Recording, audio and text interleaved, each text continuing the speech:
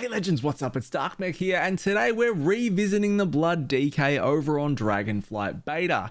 We've seen 3 changes now to the Blood DK, and I kind of feel like we're getting towards the end of those big moves. Not saying we won't see any more, however, we have seen some fairly significant changes in both trees, and I feel we're kind of getting closer to that final layout and final form that Blizzard want to settle the class and spec on. Looking at the class and spec as a whole at the moment, it is going to play in a fairly similar way to what you have been used to in past iterations of the Blood DK, but not so much the Shadowlands Season 3, Season 4 experience with the extended Dancing Rune Weapon and Heart Strike style, but a more methodical playstyle around resource management and things like that. Now, I feel this is a good thing. I think it brings a sort of a larger skill set back to the class around resource management, pressing things that actually matter, and I think that's a real positive for the class as a whole.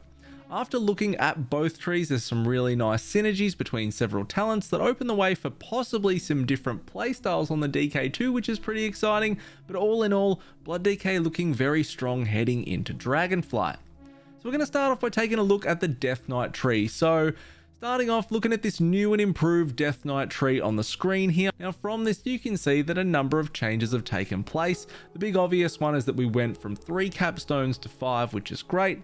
We saw a number of talent node moves and point cost associations change. We saw some pathing changes.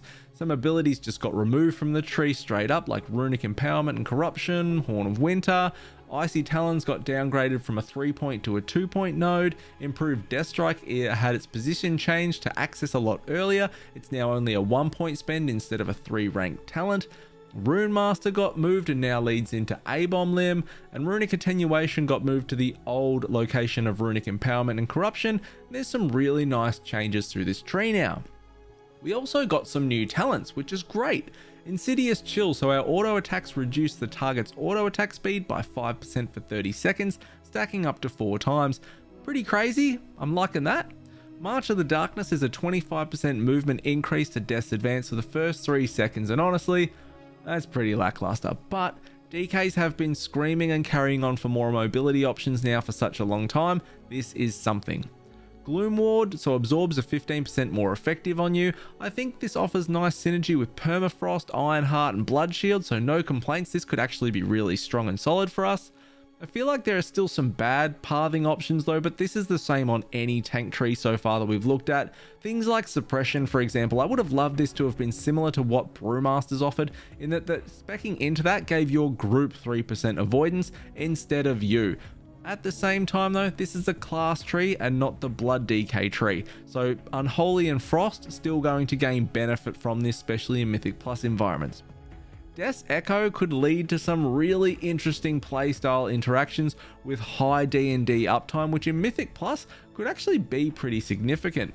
The extra charge of Death and Decay, coupled up with other nodes like Cleaving Strikes, Rapid Decomposition, Crimson Scourge, Sanguine Ground, Leeching Strikes, this could be fairly giga D&D uptime and a bunch of damage coming out of this.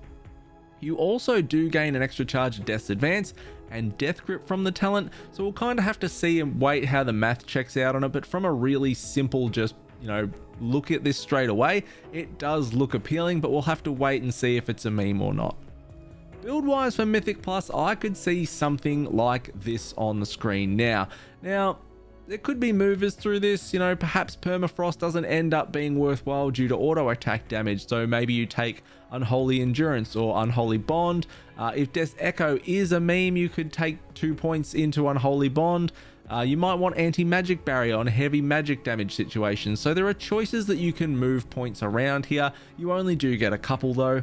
Raid wise, I think it would be something like this at the moment, so AMZ being the main attraction to pick up here for a raid environment.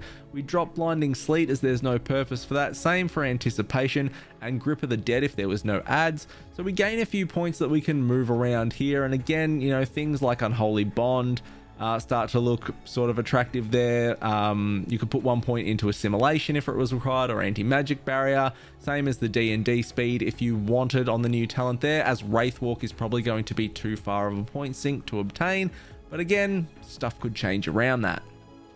Moving over to look at the blood tree, there's been some significant positive changes that have happened in this tree that I'm really happy to report on.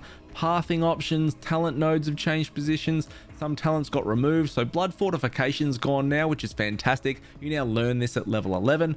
Blood boil is now a 1 talent point spend for your 2 charges, hallelujah. Rune tap now has 2 charges up from 1. Improved heart strike damage has been buffed and is now a 2-point spend instead of a 3-pointer.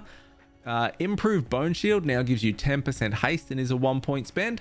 Vampiric Blood's position has been changed to access much earlier in the tree.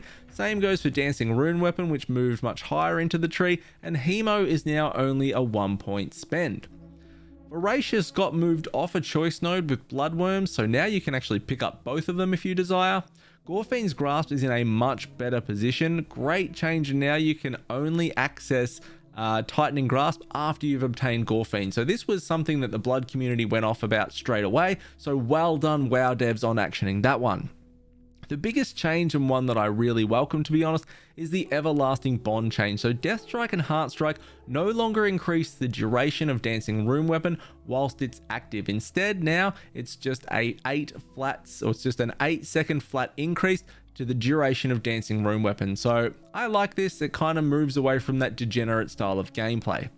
We got some new talents as well. So Coagulopathy. Enemies affected by a blood plague take 5% increased damage from you, and Deathstrike increases the damage of your blood plague by 25% for 8 seconds, stacking up to 8 times. Sanguine Ground, you deal 5% more damage and receive 5% more healing while standing in your Death and Decay. Again, this could have really nice synergy with a number of traits through this, through the trees. Death's Echo, I'm liking that kind of style maybe. New talent Ironheart as well. Blood Shield's duration is increased by 2 seconds and it absorbs 20% more damage.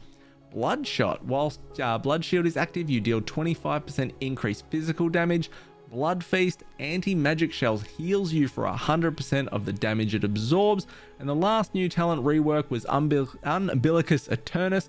After Vampiric Blood expires, you absorb damage equal to 5 times the damage your blood plague dealt during Vampiric Blood. So I like this. This is good stuff from the WoW devs. So Mythic Plus, I'm kind of thinking something like this on the screen here. Now, the change to Death's Caresses location means that it's now an easy pickup and a nice Bone Shield maintenance ability to press at 5 stacks of Bone Shield each time so that you can just sit comfortably in that ossuary range without wasting 2 runes on a Marrow End.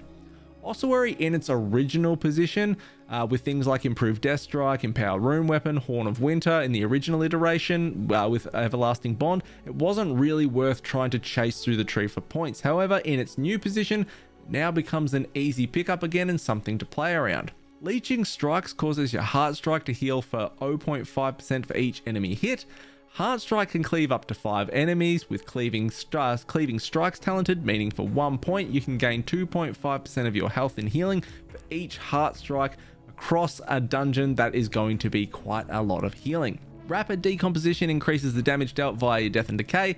This coupled up with possibly that build I'm talking about with the higher D&D uptime via Death's Echoes, Crimson Scourge, Sanguine Ground. You get where I'm going with this, maybe? You're still taking Dancing Rune Weapon, Insatiable Blade, and Everlasting Bond, and this will still interact with Tombstone in the exact same capacity that you are familiar with. Just remember, we're now pretty much locked at the moment to 16 seconds of Dancing Rune Weapon, 8 from DRW itself, and 8 from Everlasting Bond.